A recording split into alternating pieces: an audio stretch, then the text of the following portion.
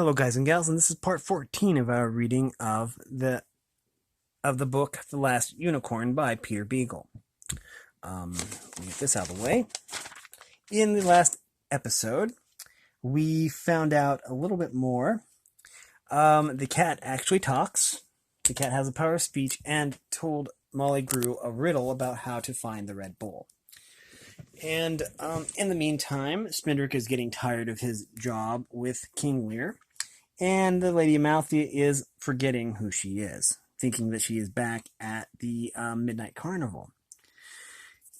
So time is really of the essence for them to find, the Red Bull and get this whole thing over with. But we are getting near the end, so it's only a matter of time. In the last episode, though, Lady Amalthea was having a dream, apparently, and Prince Lear, was trying to console her. Okay, and this plug does not want to stay in. Okay.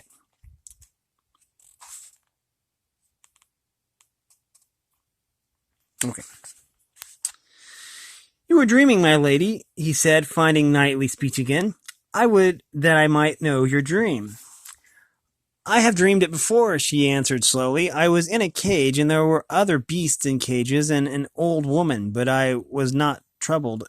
But I will not trouble you, my lord prince. I have dreamed it many times before. She would have left him then, but he spoke to her in a voice that only heroes have, as many animals develop a certain call when they become mothers. A dream that returns so often is like to be a messenger, come to warn you of the future or to remind you of things untimely forgotten. Say more of this, if you will, and I will try to riddle it for you. Thereupon, give me just a sec. Darn it.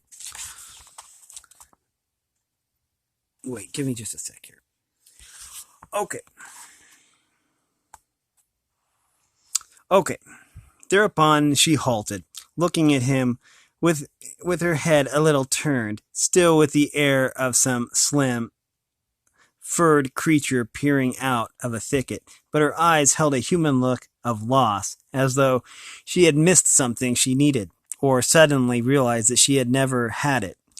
If he had even blinked, she would have been gone, but he did not blink, and he held her as he had learned to hold griffins and chimeras motionless with his steady gaze. Her bare feet wounded him deeper than any tusk or writhing talon ever had, but he was a true hero. The Lady Amalthea said, in the dream there are black barred wagons and beasts that are and are not, and a winged being that clangs like metal in the moonlight. The tall man has green eyes and bloody hands. The tall man must be your uncle, the magician, Prince Lear mused. That part's clear enough, anyways, and the bloody hands don't surprise me. I never cared much for his looks, if you'll pardon me saying so. Is that all the dream? I cannot tell you all of it, she said. It is never finished. Fear came back to her eyes like a great stone falling in a pool. All was clouded and swirling, and quick shadows were rushing everywhere. She said, I am running away from a good place where I was safe, and the night is burning around me. But it is day too, and I am walking under beech trees in the warm, sour rain, and there are butterflies and a honey sound, and dappled roads and towns like fish bones, and the flying thing is killing the old woman. I am running into the freezing fire. However, I turn, and my legs are the legs of a beast. Lady, Prince Lear broke up, my lady, by your leave, no more. Her dream was darkening into shape between them, and suddenly he did not want to know what it meant.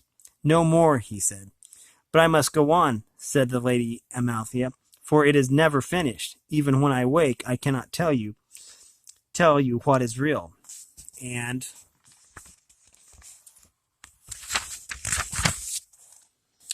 what I am dreaming. As I move and speak and eat my dinner, I remember what cannot have happened and forget something that is happening to me now. People look at me as though I should know them, and I do know them in the dream, and always the fire draws near, though I am awake. No more, he said desperately. A witch built this castle, and to speak of nightmares here often makes them come true. It was not her dream that chilled him, but that she did not weep as she told it.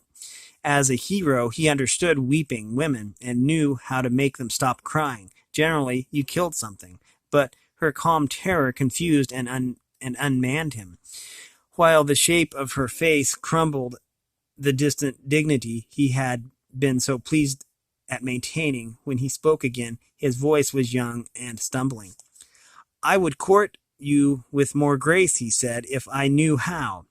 My dragons and my feats of arms weary you, but they are all I have to offer. I haven't been a hero for very long, and before I was a hero I was nothing at all, nothing but my father's dull, soft son.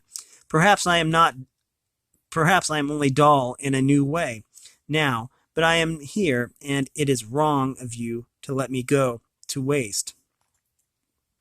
I wish you wanted something of me. It wouldn't have to be a valiant deed, just useful. Then the Lady Amalthea smiled at him for the first time since she had come to stay at King Haggard's castle. It was a small smile like the new moon, a slender bend of brightness on the edge of the unseen, but Prince Lear leaned towards it to be warm. He would have cupped his hands around her smile and breathed it brighter if he had dared. Sing to me, he said. That would be valiant, to raise your voice in this dark, lonely place, and it will be useful as well. Sing to me, sing loudly, drown out my dreams, keep me from remembering whatever wants me to remember it. Sing to me, my Lord Prince, if it pleases you. It may not seem a hero's task, but I would be glad of it. So Prince Lear sang out lustily. There on the cold stairway, and many damp, unseen creatures went flopping and scurrying for cover before the daylight gaiety of his voice. He sang the first words that came to him, and they were these. Oh, wow. Okay. When I was a young man and very well thought of, I couldn't ask aught that the ladies denied. I nibbled their hearts like a handful of raisins, and I never spoke love, but I knew that I lied. But I said to myself, they none of them know the secret I shelter and savor and save. I wait for the one who will see through my seeming, and I'll know when I love by the way I behave. The years drifted over like clouds in the heavens. The ladies went by me like snow on the wind. I charmed and I cheated, deceived and dissembled, and I sinned and I sinned, and I sinned and I sinned. But I said to myself, they none of them see. There's part of me pure as the whisk of a weave. My lady is late, but she'll find I've been faithful, and I'll know when I love by the way I behave. At last came a lady both knowing and tender, saying, You're not at all what I take you to be. I betrayed her before she had quite finished speaking, and she swallowed cold poison and jumped in the sea. And I say to myself, when there's time for a word, as I gracefully grow more debauched and depraved, all love may be strong, but a habit is stronger, and I knew when I loved by the way I behaved. The Lady Amalthea laughed when he was done, and the sound seemed to set the cold old darkness of the castle hissing back from them both. That was useful, she said. Thank you, my lord. I don't know why I sang that one, Prince Lear said awkwardly. One of my father's men used to sing that to me. I really don't believe it. I think that love is stronger than habits or circumstances. I think it is possible to keep yourself for someone for a long time and still remember why you were waiting when she comes at last. The Lady Amalthea smiled again, but she did not answer, and the prince took a single step closer to her. Marveling at his own boldness, he said softly, I would enter your sleep if I could, and guard you there, and slay the thing that hounds you, as I would if it had the courage to face me in fair daylight. But I cannot come in unless you dream of me.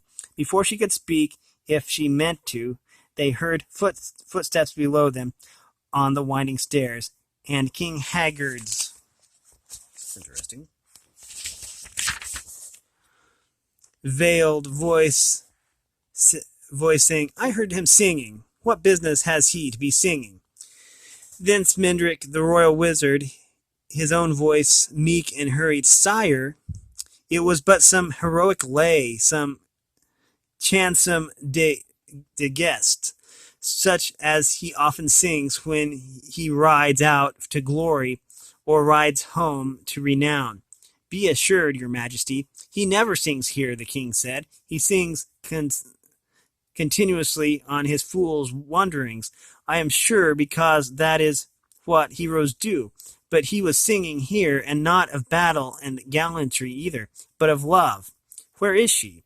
I knew he was singing of love before I ever heard him, for the very stones shudder as they do when the bolt moves in the earth. Where is she? The prince and the Lady Amalthea looked at each other in the darkness, and in that moment they were side by side, though neither moved. With this came fear of the king, for whatever had been born between them, it might be something he wanted. A landing above them gave onto a corridor. They turned and ran together, though they could not see beyond their breath. Her feet were as silent as the promise she had given him, but his own heavy boots rang exactly like boots on the stone floor. King Haggard made no pursuit, but his voice rustled down the hallway after them, whispering under the magician's words, Mice, my lord. Beyond doubt, fortunately, I am possessed of a singular spell. Let them run, the king said. It suits me well that they should run. When they stopped running, wherever they stopped, they looked at each other again. Just a second. Okay. I had to change position because I was sitting Indian style and my feet were going to sleep. Okay. So the winter whined and crept along, not towards any spring, but towards the brief devouring summer of King Haggard's country. Life in the castle went on in the silence that fills the place, place where no one hopes for anything. Molly grew, cooked, and laundered, scrubbed stone, mended armor, and sharpened swords. She chopped wood, milled flour, groomed horses, and cleaned their stalls, melted down stolen gold and silver for the king's coffers, and made bricks without straw. And in the evening, before she went to bed, she usually read over Prince Lear's new poems to the Lady Amalthea and praised them and corrected the spelling. Spindrick fooled and juggled and flim-flammed as the king bade him, hating it and knowing that Haggard knew he hated it and took his pleasure thereby. He never again suggested to Molly that they escape from the castle before Haggard made sure of the truth of the Lady Amalthea, but he no longer sought to discover the secret way down to the Red Bull. Even when he was allowed time to himself, he seemed to have surrendered not to the king, but to some far older, crueler enemy that had caught up with him at last this winter in this place. The Lady Amalthea grew as much more beautiful every day as that day was grimmer and gloomier than the one before.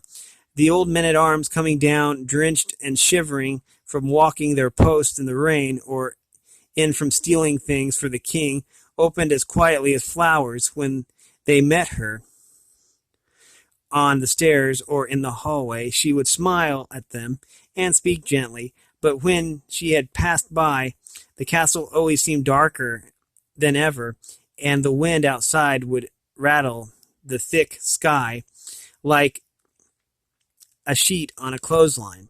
For her beauty was human and doomed, and there was no comfort in it for old men. They could only draw their dripping cloaks tighter and limp on down to the small fire in the scullery. But the Lady Amalthea and Prince Lear walked and spoke and sang together as blithely as though King Haggard's castle had become a green wood, wild and shadowy with spring. They climbed the crooked towers like hills, picnicked in stone meadows under the stone sky, and splashed up and down stairways that had softened and quickened into streams.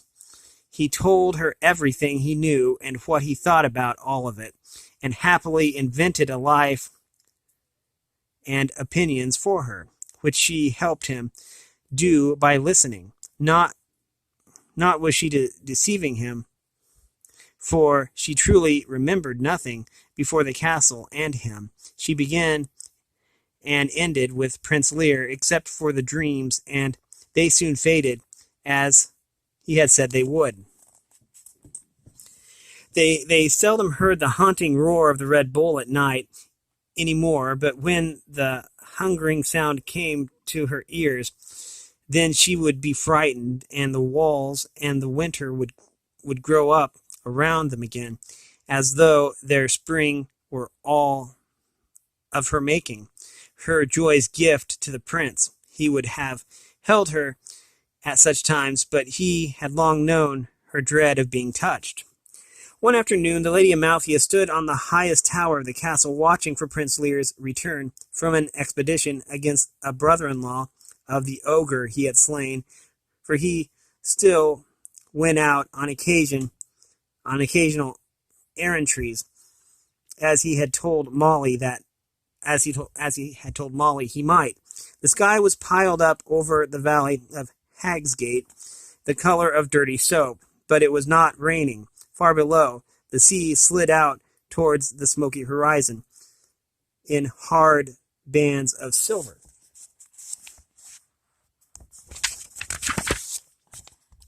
and green and kelpy brown.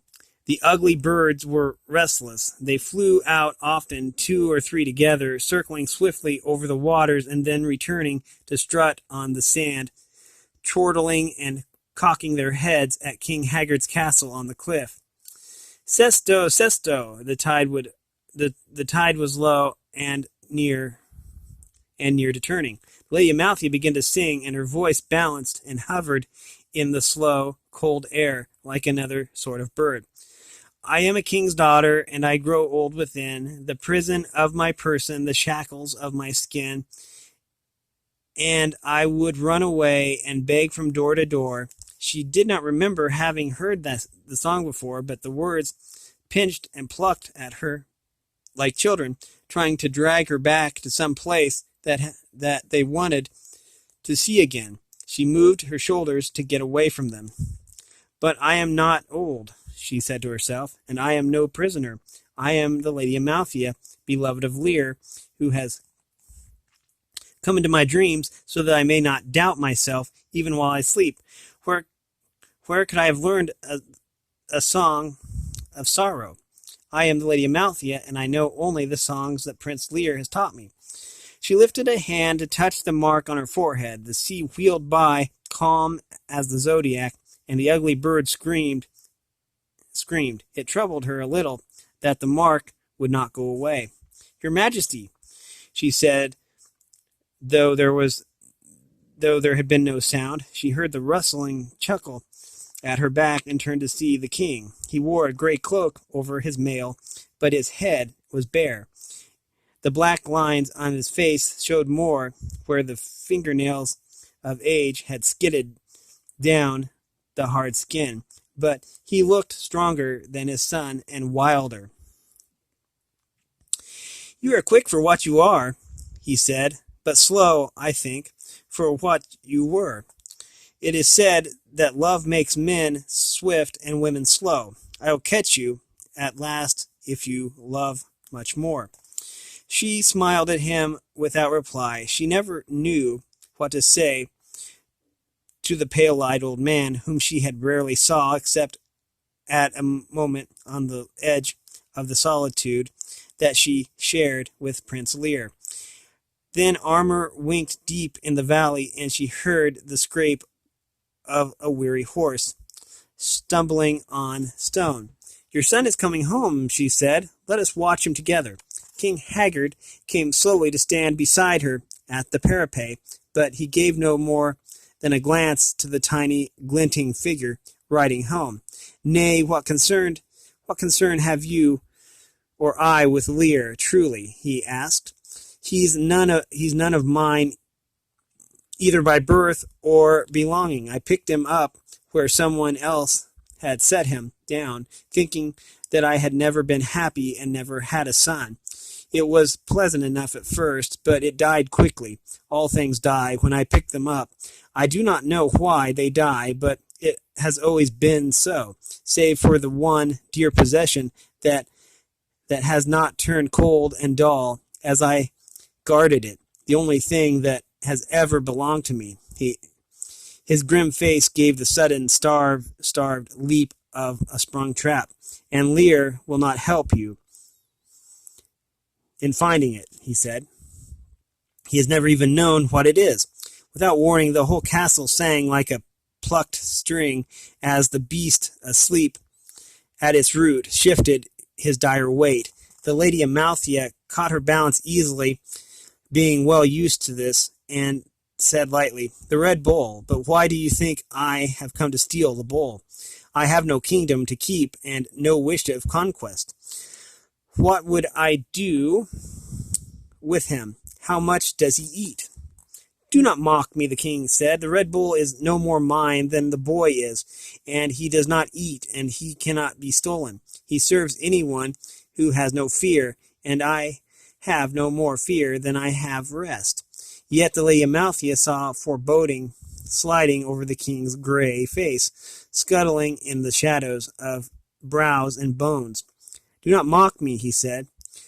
"Why will you play that you have forgotten your quest and that I am to remind you of it? I know what you have come for, and you know very well that I have it. Take it, then. Take it if you can. But do not dare to surrender now." The black wrinkles were all on edge like knives. Prince Lear was singing as he rode through the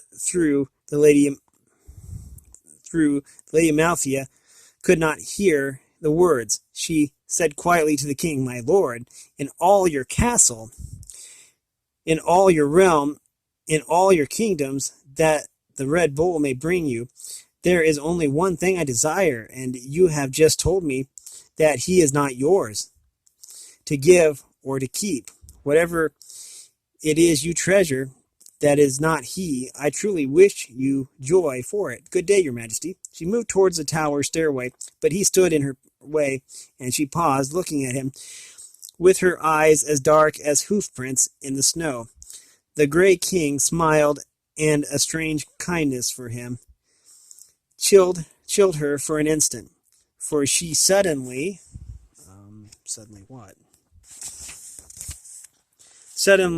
fancied that they were somehow alike. But then he said, "I know you. I almost knew you as soon as I saw you on the road, coming to my door with your cook and your clown. Since then, there is no movement of yours that has not betrayed you. A pace, a glance, a turn of the head, the flash of your throat as you breathe, even your way of standing perfectly still.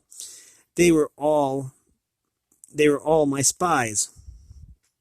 You have made me wonder for a little while, and in my own way I am grateful. But your time is done." He looked seaward over his shoulder and suddenly stepped to the parapet with a thoughtless grace of a young man. "The tide is turning," he said. "Come and see it. Come here." He spoke very softly, but his voice suddenly held the crying of the ugly birds on the shore. "Come here," he said fiercely. "Come here, I won't touch you." Prince Lear sang, "I will love you as long as I can, however long that may be." The horrible head on his saddle was harmonizing in a kind of bass falsetto. The Lady Amalthea went to stand with the king. The waves were coming in under the thick, swirling sky, growing as slowly as trees as they bulged across the sea. They crouched as they neared the shore, arching their backs higher and higher, and then sprang up the beach as fiercely as trapped animals, bound at a wall and falling back with a sobbing snarl, to leap again and again, claws caked and breaking, with the ugly birds yelling mournfully. The waves were gray and green as pigeons until they broke, and then they were the color of the hair that blew across her eyes. "There," a strange high voice said close to her. "There they are." King Haggard was grinning at her and pointing down to the white water. "There they are," he said, laughing like a frightened child. There they are. Say that they are not your people. Say that you did not come here searching for them. Say now that you have stayed all winter in my castle for love." He could not wait for her answer, but turned away to look at the waves. His face was changed beyond believing, delight coloring the somber skin, rounding over the cheekbones, and loosening the bowstring mouth. "They are mine," he said softly. "They belong to me. The Red Bull gathered them for me, one at a time, and I bade him drive each one into the sea. What better place could be to keep unicorns? And what other cage could hold them? For the bull keeps guard over them, awake or asleep, and he daunted their hearts long ago. Now they live in the sea, and every tide still carries them within an easy step of the land, but they dare not take that step. They dare not come out of the water. They are afraid of the Red Bull." We are going to stop this here. We are on page 129. Let me put the bookmark in.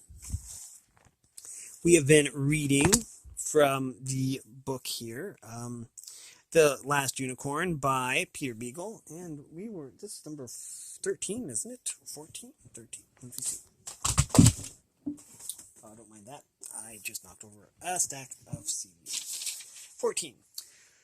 This has been episode 14 of our reading of The Last Unicorn. If you like this content, make sure you like and subscribe and ring the bell so you know when I upload. And if you want to support me in any way, all that information will be in the description below. And as always, thanks for watching, everyone, and have a great day.